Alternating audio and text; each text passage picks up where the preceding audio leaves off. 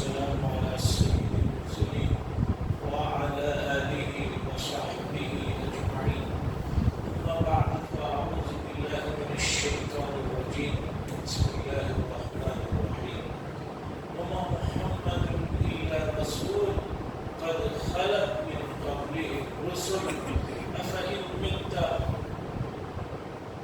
أو قتل انقلبتم على أعقابكم ومن ينقلب على عقبيه فلن يضر الله شيئا وسيجزي الله الشاكرين.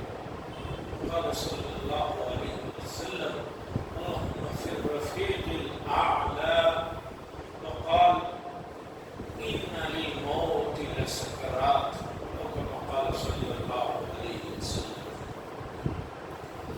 حضرات، شمسی کیلنڈر کی پہلی تاریخ ہے اور قمری مہینے کی آخری تاریخوں میں سے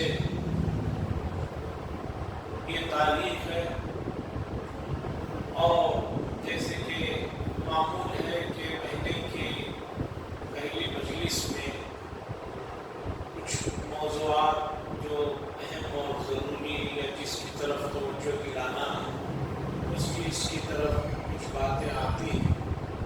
تو آج میں آپ حضرات کے سامنے، چونکہ یہ سفر کے مہینے کی آخری تاریخیں، اس کے بعد بہت جلد ربیع الاول کا مہینہ بھی شروع ہونے جا رہا ہے، تو کچھ چیزیں میں آپ حضرات کی خدمت میں لے کر آیا ہوں.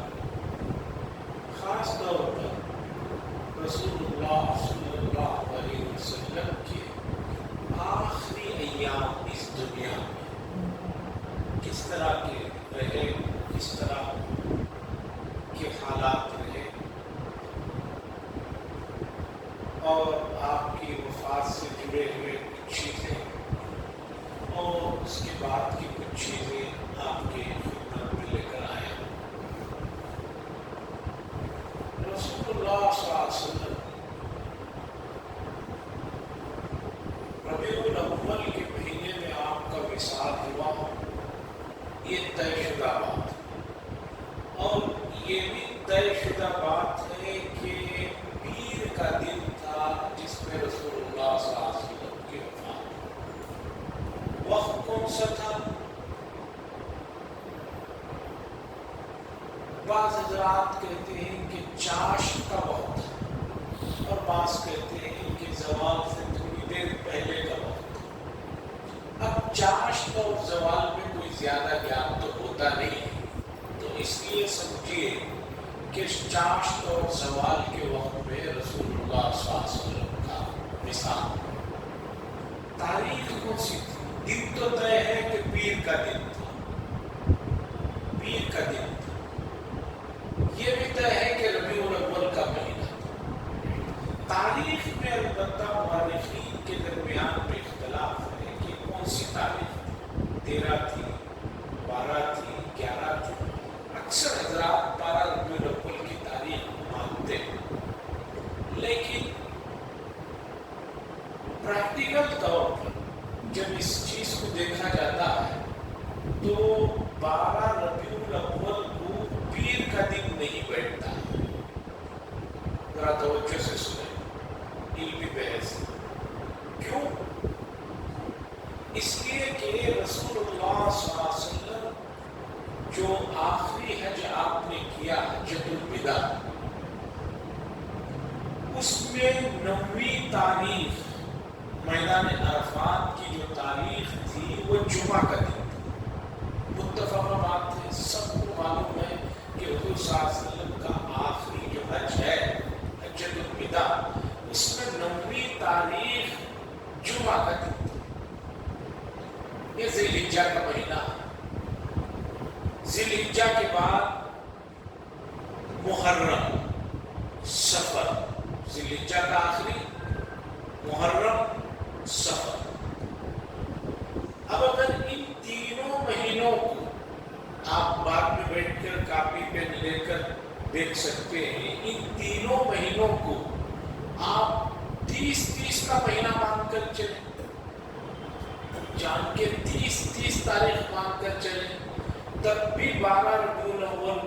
پیر کا دن نہیں بیٹھتا۔ آپ ان تینوں مہینوں کو، ذوالحجہ کا آخری، محرم کا آخری، سفر کا آخری، ان تینوں مہینوں کو 29 کا مہینہ، 29 کے مہینہ مان کر چلو، تب بھی 12 ربیع الاول کو پیر کا دن نہیں بیٹھتا۔ اور اگر آپ 2 کو 30 مانو، 1 کو 29 مانو، تب بھی نہیں بیٹھتا۔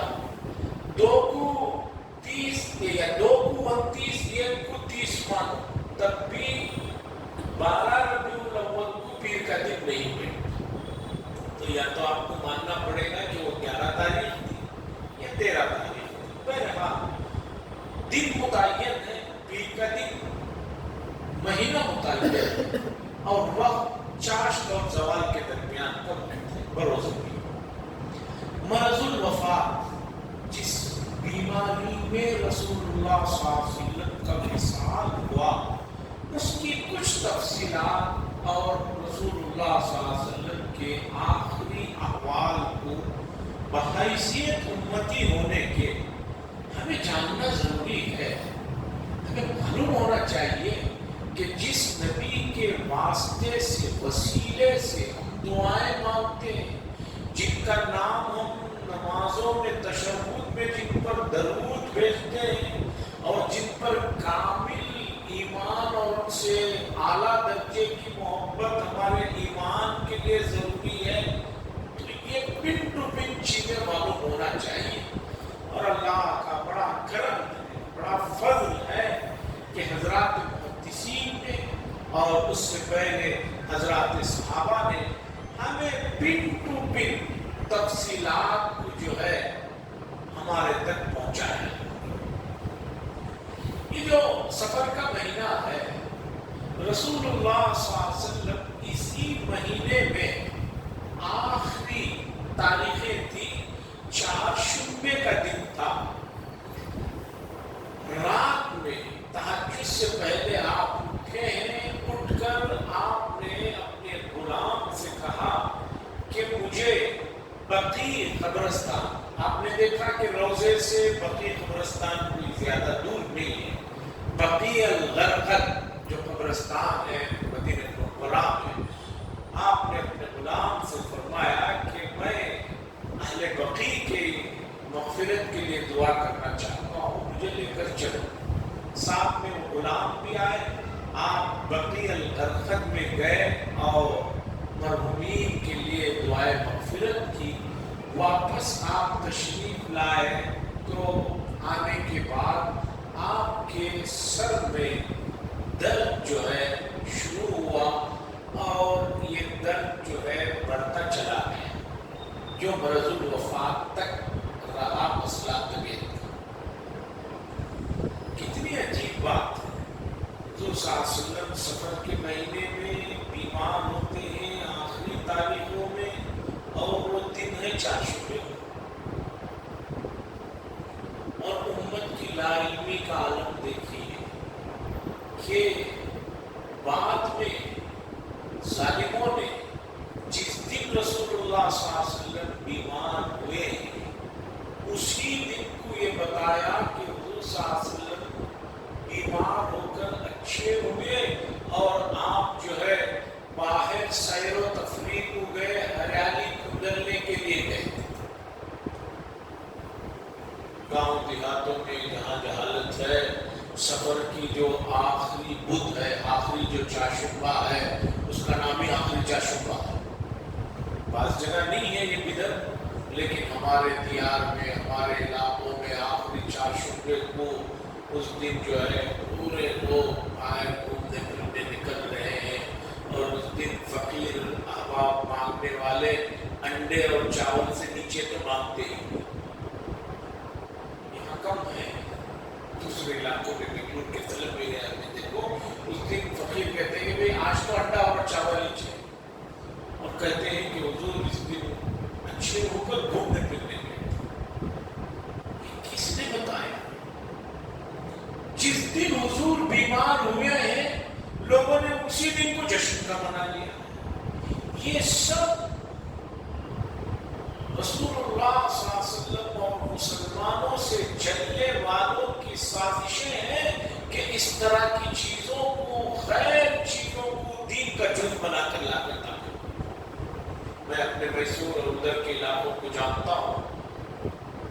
لاریاں بھر کر لوگ بھول جاتے ہیں، کھانا بنا لے کر، یہ کر لے کر، جو اسپاٹس اس طرح کے ہوتے ہیں، تالاب ندیاں، وہاں جاتے ہیں، جشن مناتے ہیں، نمازوں کو اڑاتے ہیں، بے پردگی کا الگ مسئلہ، یہ سب چیزیں ہوتی ہیں۔ کیوں بھائی؟ نہیں ایسا جس دن بیمار ہوئے ہیں اس دن بھی کرو۔ اب آپ کہیں گے نہیں یہ بیماری کوئی اور پہلے بھی کبھی آئی تھی، اس موقع پر آپ اچھا ہو کر گئے، یہ کہہ سکتے نہیں مرض الوفات کی بیماری کا قصہ نہیں، اس سے پہلے کوئی اور بیماری، اور اس سے پہلے حضور کبھی بیمار ہو کر اچھے ہو کر اس طرح گھومنے پھرنے گئے ہوں، تاریخ میں ایسی کوئی چیز نہیں ہے۔ جن صحابہ نے حضور صلی اللہ علیہ وسلم کی لحیہ مبارکہ داڑھی میں کتنے بال سفید تھے وہ کتنی تک رپورٹ دی ہو، اور ان کو ہی پتا نہیں، بعد میں آنے والوں کو پتا چلا، کہاں سے پتا چلا؟ قرآن و حدیث کی سب سے پیاری بات یہ ہے کہ کوئی بھی چیز اس میں غیر غلط کوئی آدمی داخل کرنا چاہے تو داخل نہیں کر سکتا، اتنا جو ہے فلٹر ہو کر آئی ہے کہ اس میں کوئی آدمی اپنی طرف سے داخل کرے گا پتہ چل جائے۔ رسول اللہ صلی اللہ علیہ وسلم بقیع الغرقد سے واپس آئے، آپ کی طبیعت بگڑی اور سر میں درد شروع ہوا۔ حضرت میمونہ رضی اللہ تعالیٰ عنہ کے گھر میں اس دن رات میں رکنا تھا۔ رسول اللہ صلی اللہ علیہ وسلم یہ مرض آپ کا بڑھتا چلا گیا، اس بیچ میں وہ پورے جو 2 ہفتے کی تفصیلات ہیں، تقریباً بیماری سے لے کر وفات تک تقریباً جو 2 ہفتے کی تفصیلات ہیں، وہ پوری تفصیلات تو ایک مجلس میں ایک نشست میں تو ہو نہیں سکتی، اس لیے جو اہم چیزیں ہیں ان کی طرف میں آپ کو توجہ دلاتا ہوں۔ رسول اللہ صلی اللہ علیہ وسلم بیمار ہوئے، اور جب بیماری اتنی بڑھ گئی کہ آپ جو ہے نماز بھی پڑھانے کی ہمت نہ رہی، تو آپ نے عائشہ صدیقہ رضی اللہ تعالیٰ عنہ سے فرمایا کہ آپ کے والد ابو بکر کو بلاؤ اور ان کو نماز پڑھانے کے لیے کہو۔ سیدہ عائشہ رضی اللہ تعالیٰ عنہ نے فرمایا یا رسول اللہ صلی اللہ علیہ وسلم، میرے والد بہت رقیق و تلخ ہے، بہت نرم مزاج ہے، وہ جو ہی آپ کے مصلے پر کھڑے ہوں گے تو رونا شروع کر دیں گے، ان کی آواز دوسروں تک نہیں پہنچے گی۔ آپ حضرت عمر بن خطاب کو نماز پڑھانے کے لیے گئے، حضور صلی اللہ علیہ وسلم نے فرمایا ابو بکر کو بلاؤ، ابو بکر کو بلاؤ، اور سیدہ عائشہ رضی اللہ تعالیٰ عنہ آپ نے ڈانٹا اور کہا نہیں پڑھائیں۔ حضور صلی اللہ علیہ وسلم کے حکم پر آپ نے نماز پڑھائی۔ اس بیچ میں رسول اللہ صلی اللہ علیہ وسلم نے بات کئی مرتبہ کہا کہ اس بیماری میں خیبر میں اس یہودی عورت نے جو گوشت میں زہر ملا کر دیا تھا اس کا اثر محسوس کر رہا ہوں۔ خیبر ایک جگہ ہے مدینہ منورہ سے تقریباً آگے 200-250 کلومیٹر کے فاصلے پر، یا کم و بیش ہوگی۔ وہاں ایک غزوہ ہوا تھا جس میں حضور صلی اللہ علیہ وسلم شرکت کیے تھے، اور وہاں کامیابی ملی۔ تو ایک یہودی عورت نے کہا کہ رسول اللہ صلی اللہ علیہ وسلم میں آپ کی خدمت میں کچھ کھانا پیش کرنا چاہتی ہوں۔ اس میں بنا ہوا بکرا لایا جس میں زہر ملایا گیا تھا۔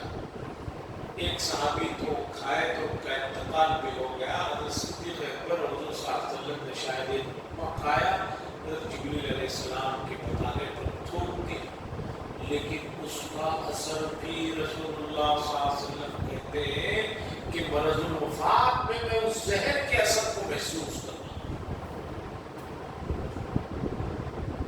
اس کے بعد رسول اللہ صلی اللہ علیہ وسلم کے درمیان ان بیماری کے ایام میں پتہ چلا کہ 3 آدمی مرتد ہو کر نبوت کا دعویٰ کر بیٹھے، ایک اسود انسی اور ایک مسیلمہ کذاب اور ایک شاید طلحہ اسدی، اس طرح کچھ نام ہے۔ رسول اللہ صلی اللہ علیہ وسلم نے مرض الوفات میں بھی ان لوگوں کی سرکوبی کے لیے لشکروں کو روانہ کیا، کہا کہ بھی لشکر ان کے لیے روانہ۔ اس درمیان میں ایک اور واقعہ پیش آیا جسے واقعہ قرطاس کہا جاتا ہے۔ قرطاس کے معنی کاغذ۔ رسول اللہ صلی اللہ علیہ وسلم اس بیماری میں جب کچھ افاقہ ہوا تو آپ نے فرمایا کہ کاغذ قلم دوات لے کر آؤ، میں کچھ چیزیں لکھوانا چاہتا ہوں۔ تو وہاں پر جو بڑے صحابہ تھے اس میں حضرت عمر بن خطاب رضی اللہ تعالیٰ نے فرمایا رسول اللہ صلی اللہ علیہ وسلم کو ابھی کچھ افاقہ ہوا ہے، ابھی کچھ آرام ملا ہے، اب پھر یہ لانے لکھانے میں آپ کو دقت ہوگی، تکلیف ہوگی، اس لیے اسے بعد میں کر لیں۔ تو کچھ نے کہا میں لے کر آ جاؤ، کچھ نے کہا نہیں حضور کی ابھی تو طبیعت سنبھل رہی۔ جب کچھ آوازیں ہونے لگی تو حضور صلی اللہ علیہ وسلم ناراض ہوئے اور فرمایا کہ یہاں سے اٹھ کر سبھی چلے جاؤ، یہاں سے اٹھ کر سبھی چلے جاؤ۔ اس بیچ میں رسول اللہ صلی اللہ علیہ وسلم نے 7 الگ الگ کنوؤں سے پانی منگوایا، مشکیزوں میں پانی لایا گیا اور وہ 7 مشکیزیں پانی آپ پر ڈالا گیا۔ تو اس کے بعد رسول اللہ صلی اللہ علیہ وسلم نے افاقہ محسوس کیا۔ تو چاشوبے کا دن تھا، آپ مسجد نبوی میں آئے اور آپ نے آ کر مغرب کی نماز پڑھائی اور نماز میں پہلی رکعت میں سورہ والمرسلات پڑھی۔ یہ تک صحابہ نے نوٹ کیا اور ہم لوگوں کی یادداشت کا عالم یہ رہتا ہے کہ پہلی رکعت میں کیا پڑھے دوسری رکعت میں آتے ہیں۔ صحابہ کا میموری پاور ایک تو بہت تیز عربوں کا، دوسرا جس آدمی کو جس سے انتہائی درجے کی محبت ہوتی ہے وہ اس کی کوئی چیز نہیں ہوتی۔ اسی لیے آج کل نوجوانوں میں مرض چل پڑا ہے، کوئی کسی کھلاڑی سے محبت اتنی کر رہا ہے کہ اس کے نام کی، اس کے نمبر کے کپڑے پہن کر گھومتے رہتے ہیں۔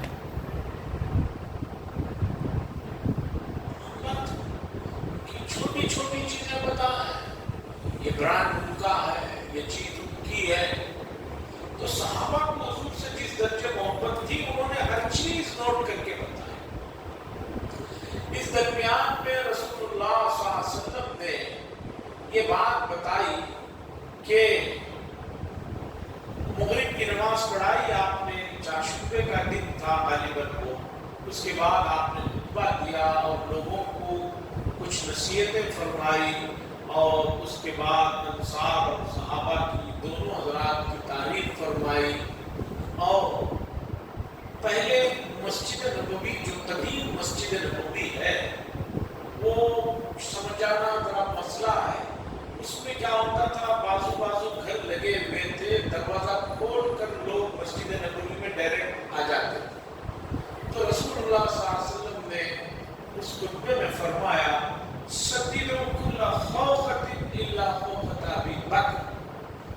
تمام دروازے جو ڈائریکٹ مسجد نبوی میں جو داخل ہونے کے لیے کھلتے ہیں ان دروازوں کو آپ بند کر دو، صرف حضرت ابو بکر رضی اللہ تعالیٰ عنہ کے لیے یہ گنجائش ہے کہ ان کا دروازہ مسجد میں، ان کی کھڑکی مسجد میں کھلے ہوا۔ یہ تمام اشارے اس بات کو بتاتے ہیں کہ رسول اللہ صلی اللہ علیہ وسلم اپنے بعد حضرت ابو بکر رضی اللہ تعالیٰ عنہ کو خلافت کے منصب پر دیکھنا چاہتے ہیں۔ جو حضرات حضرت ابو بکر رضی اللہ تعالیٰ عنہ کے بارے میں لب کشائی کرتے ہیں وہ لوگ مسلمان نہیں ہیں، اس لیے کہ رسول اللہ صلی اللہ علیہ وسلم نے اپنے آخری خطبے میں فرمایا تھا کہ جس نے بھی مجھ پر کچھ احسان کیا ہے میں نے ان سب کا بدلہ چکا دیا ہے، سوائے حضرت ابوبکر صدیق رضی اللہ تعالیٰ عنہ کے، انہوں نے بہت احسانات کیے ہیں، یہ میرے بھائی ہیں، میرے دوست ہیں، اللہ ان کا بدلہ بہترین عطا فرمائے۔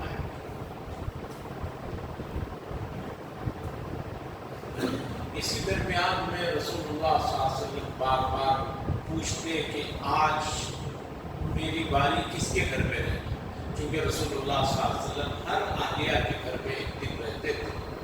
بعد میں ازواج مطہرات نے دیکھا کہ رسول اللہ صلی اللہ علیہ وسلم حضرت عائشہ رضی اللہ تعالیٰ عنہ کے گھر میں وہاں رہنا پسند کر رہے ہیں، تو تمام ازواج مطہرات نے کہا کہ ہماری اجازت ہے کہ رسول صلی اللہ علیہ وسلم حضرت عائشہ رضی اللہ تعالیٰ عنہ کے گھر میں قیام کریں۔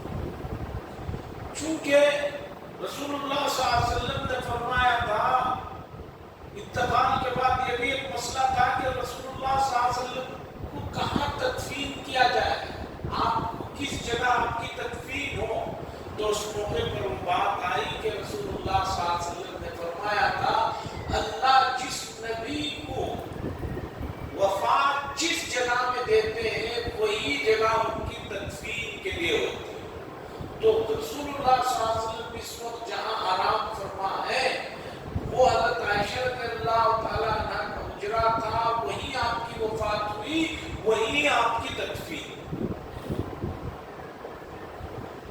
مرض الوفات میں یہ عالم ہے کہ رسول اللہ صلی اللہ علیہ وسلم کو کھڑا ہونا بھی مشکل ہے، بار بار غشی کے دورے پڑ رہے ہیں، بار بار آپ وضو فرما رہے ہیں، لیکن نماز کے لیے آپ ناغہ نہیں کر رہے، مسجد میں صحابہ کے کندھوں پر ہاتھ رکھ کر آ کر نماز پڑھ رہے۔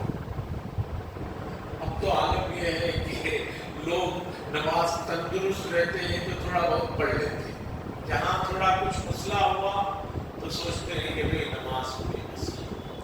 مرض الوفات میں بھی آپ نے نمازوں کو ناغہ نہیں فرمایا ہے، اور ہم امتی حضور کے نام لینے والے، محبت کے لمبے چوڑے دعوے کرنے والے نمازوں کو کس طرح اڑا رہے ہیں، کتنا اڑا رہے ہیں، ہر آدمی وہ کچھ سوچ لے، اسے کوئی بتانے کی ضرورت نہیں۔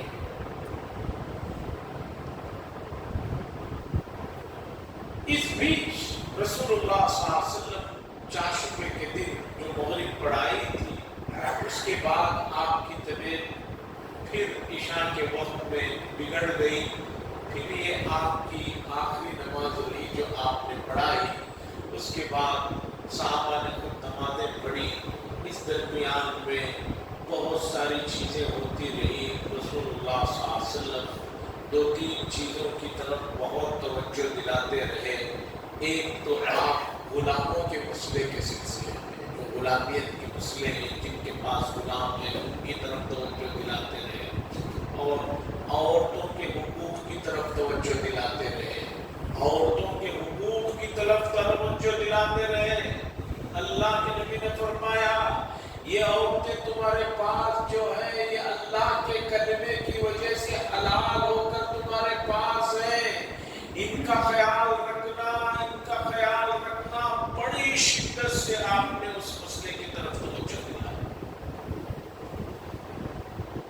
اور غلاموں پر حد سے زیادہ بوجھ ڈالنے سے بھی آپ نے منع فرمایا۔ یہاں تک رسول اللہ صلی اللہ علیہ وسلم کے حالات میں یہ آتا ہے کہ آپ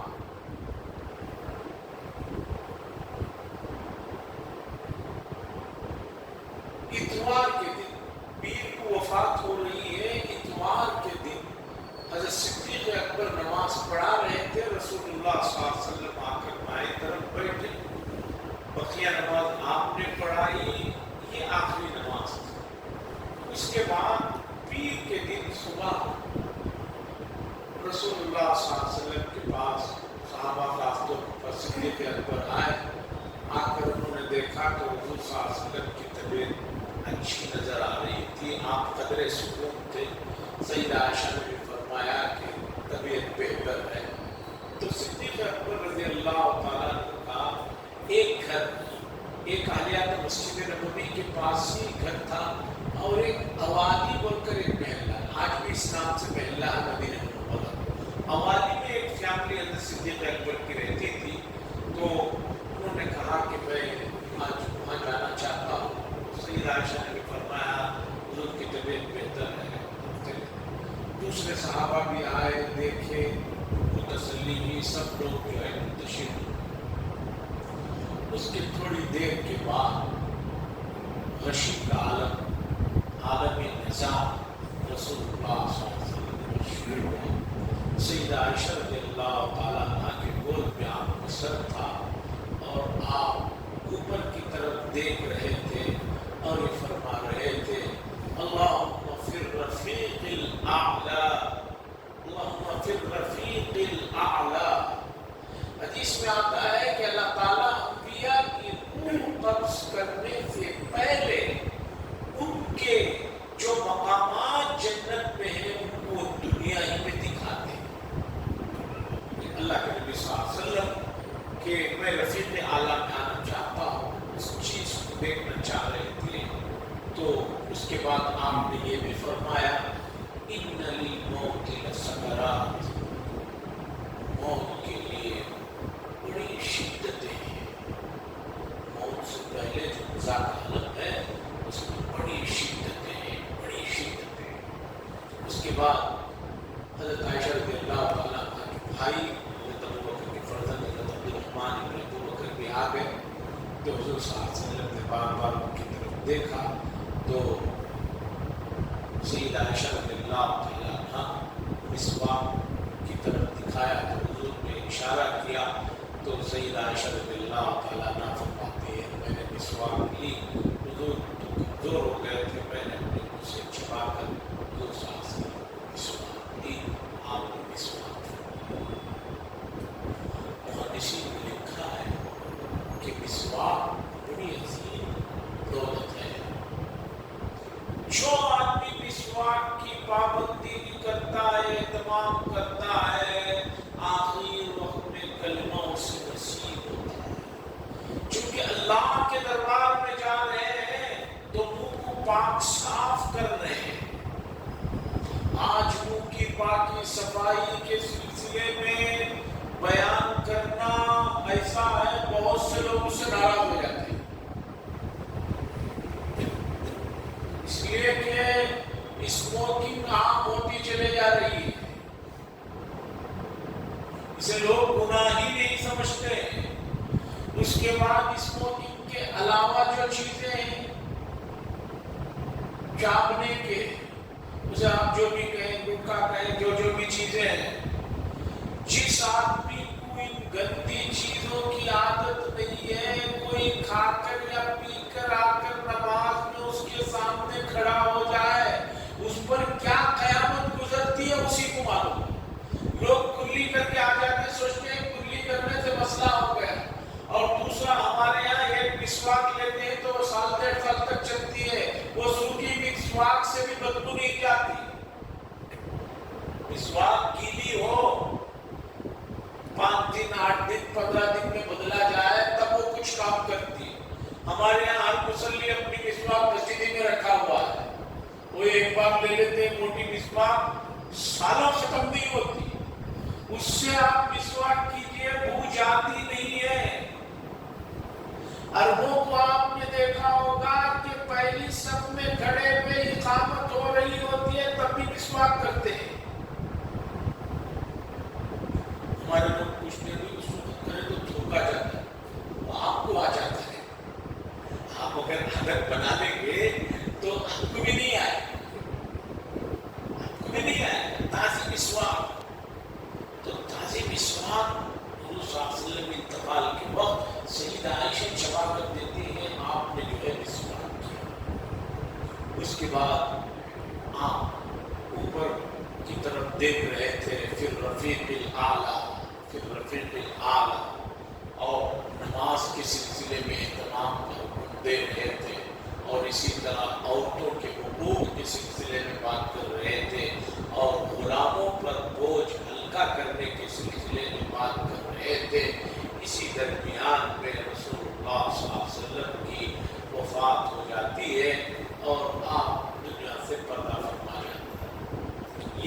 کا دن تھا، ربیع الاول کا مہینہ تھا، چاشت اور زوال کے درمیان کا وقت تھا، آپ کی روح نکلتی ہے۔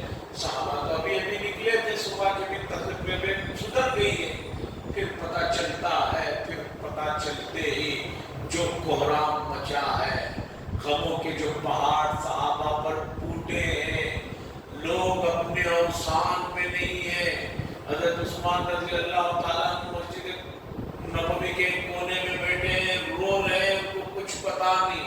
صدیق اکبر رضی اللہ تعالیٰ کو معلوم کرایا گیا، وہ وہاں سے فوراً نکل کر آتے ہیں، اور حضرت عمر بن خطاب رضی اللہ تعالیٰ عنہ جیسے جلیل القدر آدمی اپنے اوسان میں نہیں ہے، آپ تلوار لے کر نکلتے ہیں اور کہتے ہیں کہ جو شخص سے کہے گا کہ حضور صلی اللہ علیہ وسلم انتقال کر گئے ہیں، میں اس کی گردن اڑا دوں گا۔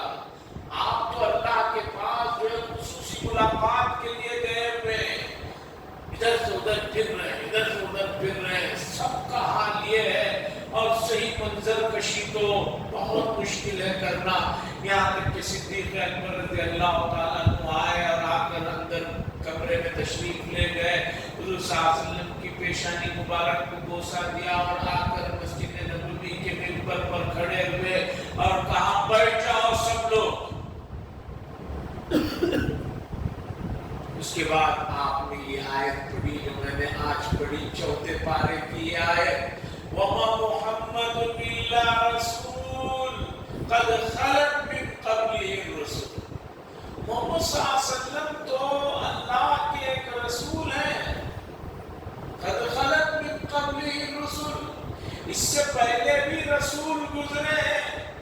کیا اگر تم میں سے کوئی حضور صلی اللہ علیہ وسلم کا انتقال ہو جاتا ہے یا قتل کر دیے جاتے ہیں تو کیا تم لوگ ایمان سے نکل جاؤ گے؟ یہ مضمون کو قرآن نے بہت پہلے بیان کیا تھا۔ حضرت ابو بکر نے ایک آیت پڑھی اور یہ کہا کان کھول کر سن لو، جو شخص اللہ کی عبادت کرتا ہے، اللہ قیوم اور زندہ ہے، وہ ہمیشہ رہیں گے، اور جو شخص یہ سمجھتا ہے کہ حضور صلی اللہ علیہ وسلم کی وہ عبادت کر رہا ہے تو سن لے کہ رسول اللہ صلی اللہ علیہ وسلم وفات پا چکے۔ صحابہ نے جب یہ آیت پڑھی سنی صدیق اکبر سے، تب ان کو یاد آیا ارے یہ آیت تو ہے، تو بہت پہلے بتایا گیا، اور حضور صلی اللہ علیہ وسلم نے بھی اشاروں میں یہ بات کہی تھی مرض الوفات کے زمانے میں۔ اللہ تعالیٰ نے ایک بندے کو دو اختیار دیے ہیں، ایک جینے کا اور ایک اپنے پاس آنے کا، اور اس بندے نے اللہ کے پاس جانے کا فیصلہ کر لیا۔ یہ بات حضور صلی اللہ علیہ وسلم نے جب سنائی، سب لوگ سن رہے تھے، خوش ہو رہے تھے۔ صحابہ کہتے ہیں ہم نے سب سے ذہین آدمی حضرت ابوبکر صدیق رضی اللہ تعالیٰ عنہ تھے، وہ رو رہے تھے۔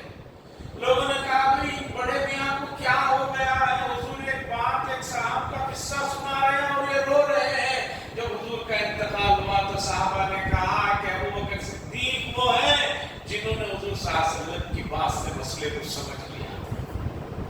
عزیزان گرامی، مرض الوفات کی میں نے جیسے کہ کہا 14 دن کی پن ٹو پن تفصیلات تو ایک مجلس میں رکھی نہیں جاتی۔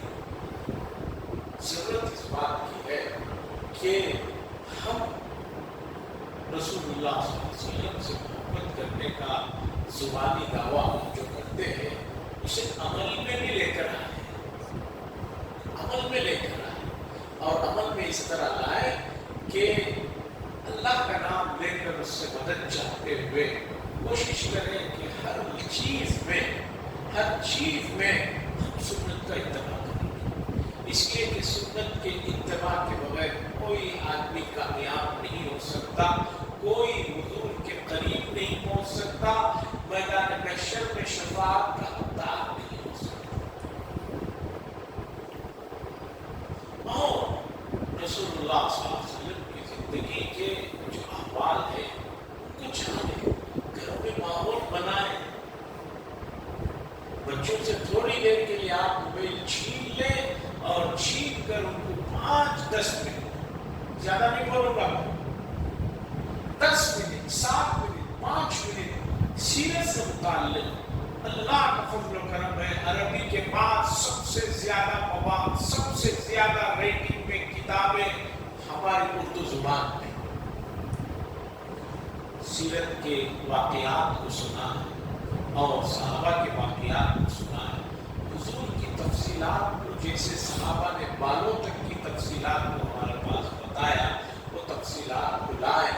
اس کے بغیر آپ حضور سے محبت نہیں کر سکتے، اور جس کے دل میں حضور کی محبت نہیں ہے اس کا ایمان انکمپلیٹ ہے، ناقص ہے، ادھورا ہے۔ باقی بہت سارے حضرات وقتی طور پر تھوڑی دیر کے لیے جوش میں آ جاتے ہیں، نہیں، سیرت نام ہے، حضور نے جو ہمیں طریقہ دیا ہے، ایک بچے کے پیدائش سے پہلے سے لے کر وفات تک کے پورا مکمل پروگرام دے کر گئے۔